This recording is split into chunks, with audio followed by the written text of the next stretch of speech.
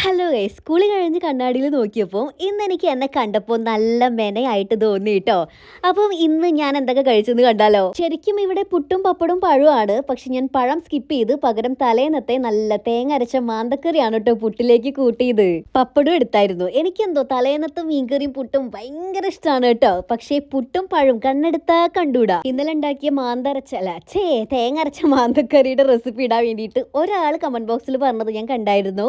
ഇനി ഉണ്ടാക്കുന്ന സമയത്ത് കഴിയുകയാണെങ്കിൽ ഞാൻ റെസിപ്പി ഇടാട്ടോ. മുട്ട തീർന്നു പോയടോ. ഉച്ചവരെയുള്ള ഇടവേളയിൽ കഴിക്കുന്ന മുട്ട ഇന്നില്ലാത്തതുകൊണ്ട് അത് കഴിച്ചില്ല. ഉച്ചയ്ക്ക് ചോറിൻ്റെ ഒപ്പമാണെങ്കിൽ വീണ്ടും മുളകിട്ട മാന്തക്കറി, മാങ്ങ അച്ചാറ്, നമ്മുടെ ചുവന്ന ചീര ഉപ്പേരി, പിന്നെ മോരും ഉണ്ടായിരുന്നു. മതിയല്ലോ, അതും കഴിച്ച് കിടന്നങ്ങ് ഉറങ്ങി.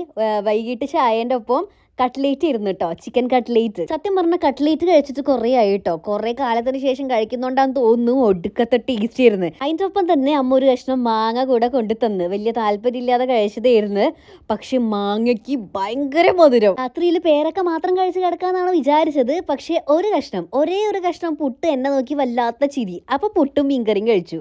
ടാറ്റാ.